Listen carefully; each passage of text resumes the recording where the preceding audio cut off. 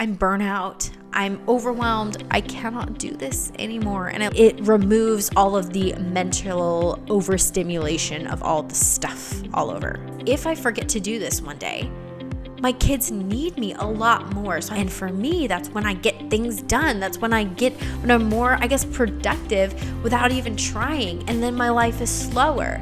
And I'm able to be there for my kids, emotionally, because I don't have strict rules and schedules. Welcome to the Slowish Parenting Podcast. I'm your host, Alexis. I'm a mama to 2 little girls and a parenting coach. It's become my mission to help families rekindle connection, to rebuild relationships on a foundation of safety and trust, and to give parents the tools they need to show up with empathy and compassion, no matter what situation may arise. If you are craving slowness, peace, and joy in your parenting, you've come to the right place. Alrighty, let's get into today's episode. Hello, you guys. Welcome back to season 3. How is it season 3 already? I was reflecting on, I started this in October of 2022, the year that my youngest daughter was born. And it's crazy to think that it's been 2 years because we're in 2024. So I was really thinking about how can I be intentional about this season? What is this season going to look like? Am I going to have guests? Is it just going to be me? And I don't even have all the answers. I'm kind of recording this on a whim. My mother-in-law was able to take the kids for a few hours this evening, which she's usually pretty busy. So it was really a blessing to be able to do that. And when I was sitting here reflecting on what do I want to talk about, I just felt like I needed to start with where I've been, why I took a break, and kind of share some things I've been working on, and I think this will set us up for season 3 quite well. I'm really focusing on right now this role of being a stay-at-home mom. I had to put my coaching and my YouTube stuff on hold for the last couple of months as my husband transitioned jobs, and that was really hard for me.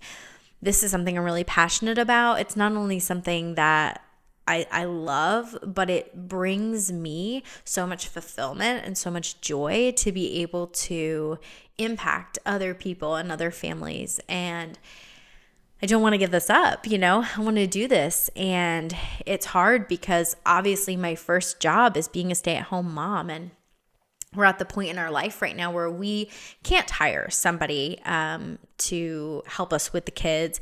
And, my husband's family, that's where we live right now, is really busy. And so, we get to have bits and pieces of them. They can help us with the kids every now and again. But none of this time is ever guaranteed. And so I was finding that I was in this stay-at-home mom role like 24/7. I was constantly focused on being mom, and that can be really taxing on the brain. And what I noticed about myself is I began carrying the weight, the emotional weight of our entire family. If I was off, our entire family was off. It was being played out through my kids' behaviors, through my husband. There's pesky little fly here. Sorry, guys, if I'm having a hard time focusing, that's why. I thought I got all the flies, but apparently I didn't. Anyway, if you're on YouTube, you're going to keep seeing it fly in and out. And that's just the way it's going to be. It's fly season here in the Pacific Northwest. So we're going to let it be what it is. So anyway, I found that I was so exhausted. I was so tired of being the one who had to be the adult essentially all the time. And I realized that I've always been a stay-at-home mom, right? It's always been my job first, but I was the number one preferred parent throughout this entire time. I was the safety and the security that my kids needed. And what I really did was I needed to surrender. I needed to surrender my time and my energy to my family. And I did that for a long while, and I thought I was fine. And I could even go back and argue I probably was okay. I was doing it. I was making it through. And then all of a sudden I hit a wall of like, I'm exhausted. I'm burnt out. I'm overwhelmed. I cannot do this anymore. And I looked at my husband and I said, how much longer before there aren't so long of hours? Right now he is working literally 6 days a week, and then he's also in the reserves. So that means he 1 weekend a month has to leave and go do that. And so it just felt like the time that I was mothering was 99% of our time, my time. And I was really struggling to find myself within that. I actually did a couple of YouTube videos about burnout and overwhelm, and that was really at the tail end of the season that I was in. I started getting a better understanding of what I was needing and how I was going to get myself out of this really bad rut. Because as much as I lean on my husband when he's here, I couldn't rely on him because he wasn't here often to drag me out. And truthfully, it's not even his responsibility, right? Like, he is doing what he needs to do to provide for our family. And I think that so many families are in this, at least like within my friend group. We are all kind of at this season where our husbands are working so much just to provide for our very basic needs. And I think that there are a lot of moms out there who have chosen to stay home and be stay-at-home moms, and they're feeling this weight, this overwhelm, this exhaustion. And it's like, to add more to our plate, to then have to like take care of everybody emotionally, to be the safe place, to be the security system. It's a lot to ask. So when I was thinking about this episode and, what are some habits that I started, or ones that kind of carried me through that season, that was able to still create this calm, peaceful, slow environment for my family. And when I think back, I think that I still really wanted that lifestyle for my kids, and it felt completely impossible and out of reach. And I just wish someone told me that if I put less pressure on myself to have that lifestyle, the calm, peaceful, slow lifestyle, it was going to come much easier. I was so focused in on honestly doing all the things, which doing all the things meant like reading my book for 25 minutes in the morning and, just sitting still, just watching my kids play. And like, I needed to also find time for me in that. And so what I'm going to share today, I actually have 12 things written here. This podcast episode could be pretty long. But what I found was I needed to have a balance. I needed to have a balance of things for me and also things for my kids. So that you're going to see that this list is very inclusive of both. And it's figuring out a way to intertwine that.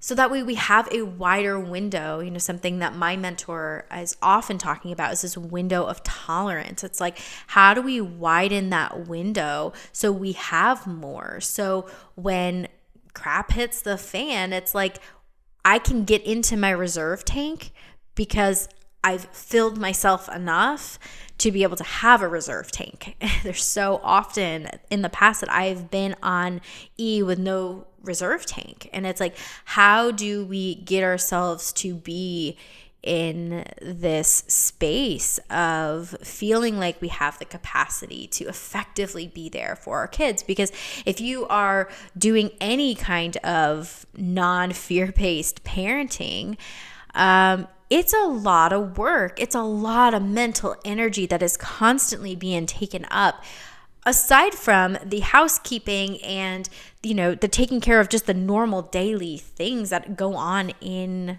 the home. And so I think the role and the job, I like to call it, as a stay-at-home mom is one that is really undervalued by the outside world. And I just want to encourage moms that if you are a stay-at-home mom, you are doing so much.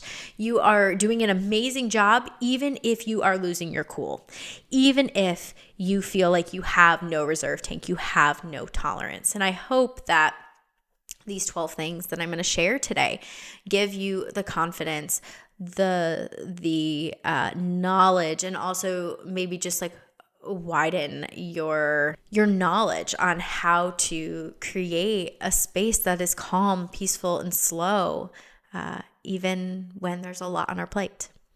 So the very first thing that I would do, or I do daily, I've been doing it for over a year, is spending intentional moments for myself, like 5 to 10 seconds, literally. Like I call them the micro moments. Let's take like 5 to 10 seconds and let's just observe. Let's check back in. Let's observe our senses. Let's go through our 5 senses. What do I smell right now? What do I hear right now? Like, you don't even have to go through what's 2 things that I see? What's 2 things that I smell? Like, no, it's just too basic, right? Like, let me just tap back into my body and let me just bring my senses on so I can tune back in. And for me, that's been huge. I've given this example so many times over, but for me, it's holding the coffee.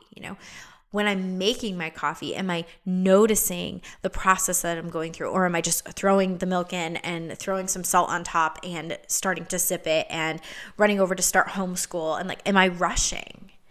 Let me just take 5 to 10 seconds for myself and let that be really intentional. So you can find your own thing. Again, these are just ideas and habits that have helped me, but you can find your own way to tailor that to you, and finding something that really does encourage you and gives you that little maybe dopamine hit of, oh, this feels really good. Because the more that you do these kinds of micro moments, it's 5 to 10 seconds, all of a sudden you realize that you've lingered and it's been a minute and you're just enjoying this cup of coffee, even though the chaos of the kids is going on over here, because you're just taking this intentional moment for yourself. Granted, I'm not saying, we get to have a whole 30 minutes to ourselves and do a facial and all that stuff. While that's beautiful and awesome, I don't always get that. So let's just take these little micro moments and let's just start applying them to your life. And if you've heard this before from me, maybe this is just your encouragement to start it back up again. Because I think that it's really helpful in helping us to stay grounded and tuned in to what's going on for us, and also acknowledging we do a lot and we get to have these micro mini moments to enjoy and to savor. Okay, number 2, this habit is really easy. I just posted about it last week on YouTube. It's tidying your whole house with a basket. This hack has been huge for me, super helpful. I kind of fell off the bandwagon with it after I don't know. I think it was after my second daughter turned 1. But this was my go-to in the baby phase, and it has been huge. So if you don't know what I'm talking about, I will link that in the description so you can check it out. But it's a super easy hack that helps you to tidy up the house. Now, granted, my house is not clean at that point. That doesn't mean it's like dusted and all of that, but it removes all of the mental overstimulation of all the stuff all over. And it can be done in under 10 minutes, which for me is awesome. It needs to be done every day or I'm losing my mind, literally. Number 3, read together. Cozy up and read together. This is something I did with my first. I loved it. And then my second was born and I felt like I didn't have time. I couldn't do it. My littlest wouldn't sit there and my brain. And it was just why don't I just get a pillow or 2 or 4, lay him on the ground with some blankets. And if the little one wants to crawl around and whatever, but let me make this moment not only for myself to downregulate, right? Let me regulate myself and bring myself down. Let me read to my child so we can connect. And then let's have this moment of just cuddling with physical connection, right? And what I find is if I forget to do this one day, my kids need me a lot more. So I like to fill their cup with this. And maybe for your kid, reading isn't something they enjoy. Maybe it's building magnet tiles or it's going on a walk and just talking. Whatever it is that that really encourages both of you to connect and then to be really slow and enjoy that moment is awesome. I do enjoy walks. I do enjoy going outside and doing those things, which we'll talk a little bit about later. But I think for me, the actual sitting down and reading really forced me to slow down. It forces me to look at the words, look at the pictures, describe to my daughters what's going on, having conversation about it. It just adds another layer. And this can be something that we do some days for 5 minutes and other days it's for 25, 30 minutes, an hour. Like, it has just been so life-giving. And now my oldest is to the point where she started chapter books, which I am loving. As a kid, I really struggled to read chapter books, but now I'm finding a new love for it and just watching her just, what's going to happen next, and getting so excited. Like, it's making me so excited. So find some reading time together and allow that to be just quiet and slow. And even if you have to set a timer for yourself, which is maybe a habit I should have added in here that I do often, is like, if I know that I need to connect with my kids and I feel like I don't have the time or the capacity for it, I give myself a boundary by setting literally my toddler's timer, which I'll link below, so I can see that it's not going to be all day. I'm not going to be playing all day. And this really does help me to put down the mental to-do list and just be with my kids. The next thing that I do is I try to incorporate some kind of Bible time, journal, color time. This kind of looks like either I will bring like a bunch of books after we've read as like, I guess a family. That'd be me with the kids. I'll bring like a bunch of books and they'll read on the floor and just kind of like interact while I read my Bible. Or I set coloring stuff up at the table, and again, I either journal or Bible or something of that nature. And it's just really nice to invite my kids into that. And some days my kids actually read my Bible with me. They hop right on my lap and do it with me. But it's a time where I get to be there for myself. So if you are not a Christian, totally fine, journal, read a book that I love, a great short read that I say short read. Each section is really short. You can read it in about 5 minutes. It's called Only Love Today by Rachel Macy Stafford. I love her. She's such a good human. I actually met her in person at a meet and greet, and she's just such a sweetheart. Maybe I can get her on the podcast. You guys. I have a connection. I should do that. I'm having an aha moment. Okay. Anyway, maybe she'll come on the podcast. But anyhow, I think that having a short, simple read, something that you can check in with every single day to remind yourself that you get to have you time. You get to have you things. These are you things, but you're doing them with your kids. And it's figuring out how to do that works with your kids and with your family and with your schedule. Now, granted, this doesn't mean that every single day I read with my kids and every single day I'm able to do Bible time and coloring, which leads me to my next thing is like, let's have rhythms. This means these are things that we typically do at this time of day. There's no order. There's no exact time. It's just kind of letting things ebb and flow. And for me, that's when I get things done. That's when I'm more, productive without even trying. And then my life is slower and I'm able to be there for my kids, emotionally, because I don't have strict rules and schedules. It's just kind of when things are. I don't know if I'm going to talk about this later. There's a point that I may or may not highlight here. But I do have a morning rhythm video that I posted on YouTube. I'll link that below. And if you're on YouTube, I'll link it up here so you can see it. But it's like having a morning rhythm that is really slow, that is helps you to get through the things you need to do while also allowing room for just daily life to happen, gives you more ability to be flexible, which as a stay-at-home mom, you're forced to be flexible. And if you're like me, type A, it's really hard to be flexible. So just know that rhythms are something that can be used to your advantage. And also within rhythms, you don't always have to do all the things, especially as I'm like sharing all these things. I'm like, yeah, I do a lot of these things every day, but I don't do them every single day. They're habits that I try to, I guess, incorporate into my week rather than into my every single day. So I just want to make that clear, because what can happen is we can start to think, oh, I have to be perfect and I have to do all these things. Alexis does all these things every day. And the truth is sometimes I don't. Today in specific, I wanted to clean the entire house, and my youngest took a literal 30-minute nap, and she hasn't done that in forever.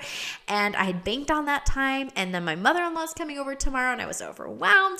And I wasn't going to record these videos, but I was like, you know what? No, I need this. This is what I need right now. My soul needs this. I've been looking forward to this time all week. The dishes can wait. I promise you they can. So I just want you to know, I'm not perfect. I don't do all these things every day. Okay, next thing. Make a phone call versus just texting. I actually do voice message typically, and this is something that I really enjoy and I think is awesome. I think it's a great hybrid. It's a nice mix between getting to actually hear somebody's voice and hear how they're saying something, and also texting so they don't feel like they have to get back right away.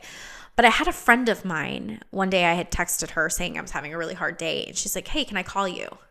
And she just called me. And we had like an hour conversation, and I was just like, oh, my soul needed this. Like, remember the days when we had landline phones? Okay, well, maybe some of you aren't old enough to remember those days, but I do.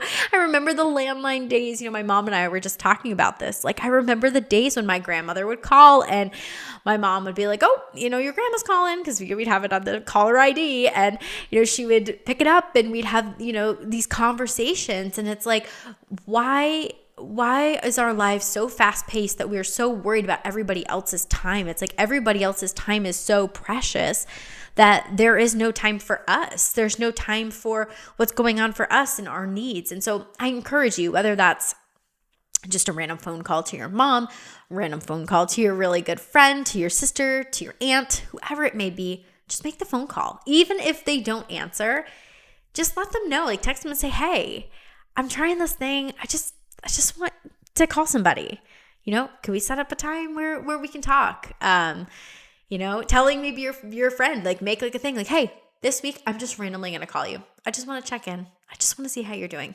Like random, but yet it's so impactful, and it helps you to feel that connection when you're at home by yourself all the time. Like get that connection, and sometimes the phone call is the only way to do it, and you can get it instantly, and it's so much better than the fake connection that you're going to get on Instagram or here, listening to a podcast or on YouTube. Because as much as I hope that you're connecting with this for many reasons, I hope that it's making an impact, right? And I hope it's helping you. But I mean, truthfully, are we ever going to meet in person? Probably not, unless I do like some kind of event someday. The truth is we're probably not going to ever meet. And it's like, let's put our energy and our heart into the people who are physically around us, who can be there for us, who can know us at our fullest capacity, who can know all sides of us. So let's give that to the people who are around us. Let's give them that gift of being able to know us and for us to know them. Okay, the next thing is cover your phone. This habit I need to get back into. It's actually why I put it on the list. I was chatting with my mom today about just how much I wish we could go back to the days when we had the landline phones, and my phone is a constant reminder of all the things that I'm not doing or the things I need to do.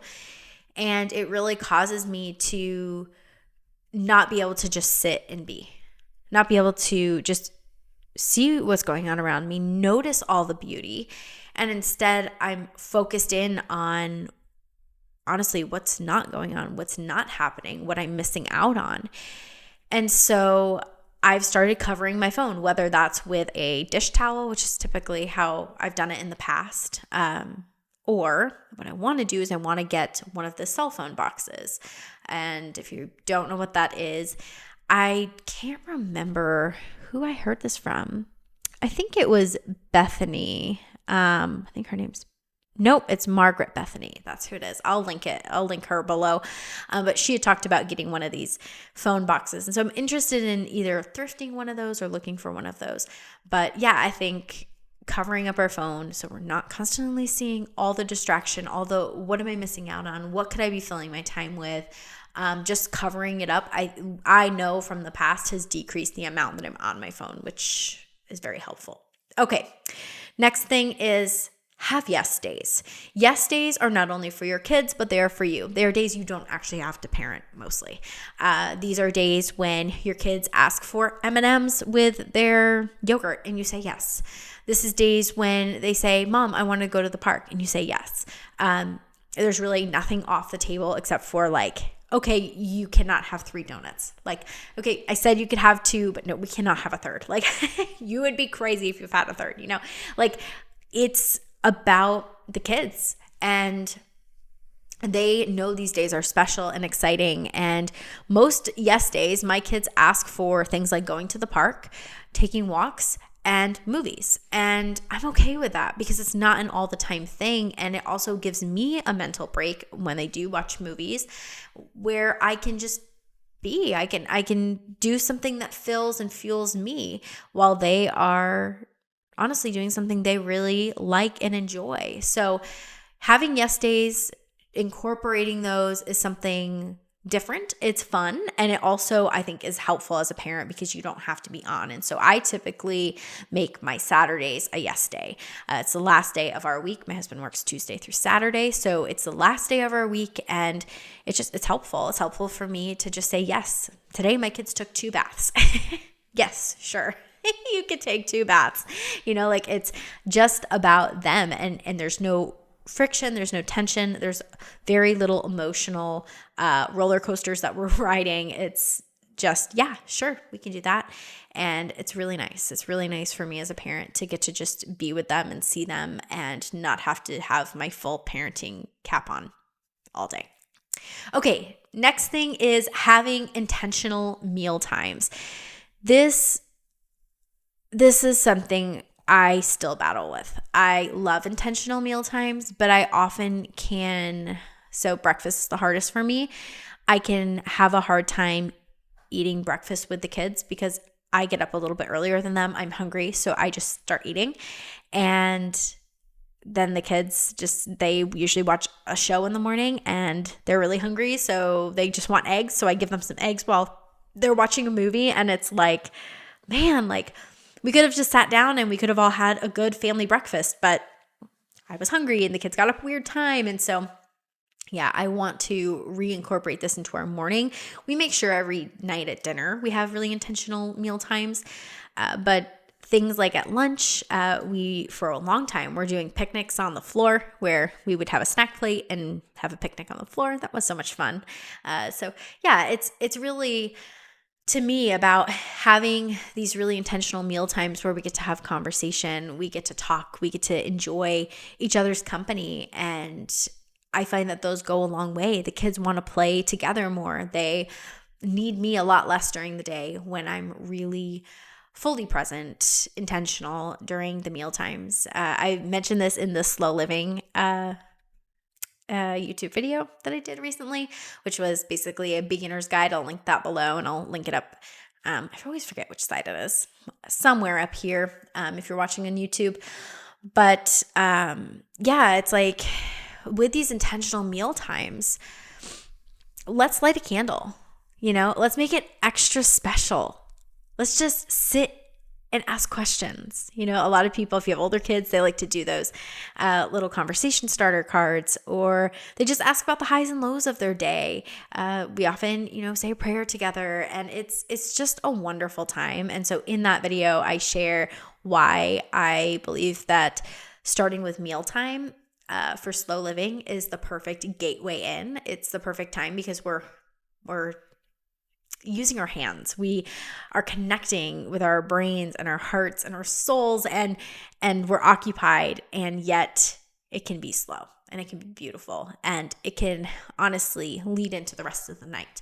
Oftentimes my kids will follow it up by dancing and singing for us, and it's just such a beautiful time that we get to spend together. So meal times, really making them intentional. This is something like I said, really need to work on again because I've kind of gotten out of the habit. But when I'm doing that, I just see such a difference in my kids and their behavior and how much they require of me.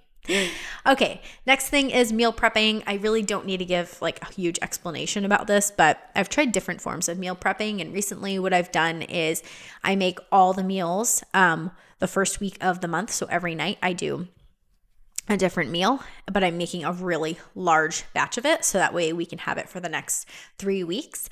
And then what I do is I portion everything out, and every night I just take out that portion and then we have meals. So it's been really nice.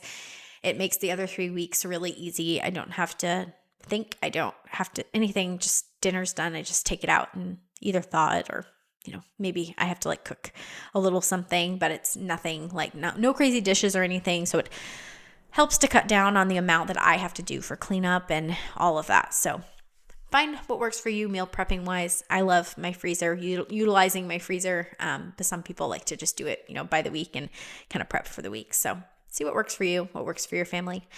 Okay, the next thing is feeding and nourishing myself. This is a habit that honestly I struggle with. I go in and out of doing really well where I'm nourishing myself all throughout the day, especially when I'm breastfeeding. I do a really good job at that. But now that I'm not breastfeeding, I am really struggling to make time to make myself food. So if my food is prepped, I will eat, and it's no problem. So really focusing on making sure I'm nourished so that way I am able to be fully present. So I'm not all over the place. My hormones are not out of whack. My stress is not up because I haven't eaten. And this is, I just wish more moms knew this. I wish more moms knew that eating really helps to keep your brain level-headed, or keep you level-headed. I guess not your brain. Keep you level-headed. So yeah, really focus in on food, nourishing food too, not just like any food, not just like potato chips, like food that's actually going to give your body the minerals and the nutrients that it needs, the energy that it needs to keep going. So yeah, these are all my favorite habits as a stay-at-home mom. I hope that these encouraged you. I hope that they gave you something to try, something to do. I'm curious if you have a favorite habit that you do daily or weekly that helps you to keep a calm, peaceful, and slow environment for your kids to grow up in that maybe I didn't mention. So you can always comment that on YouTube. You can send me an email. I love all that. So anyways, thank you guys so much for listening, and I will see you in the next episode.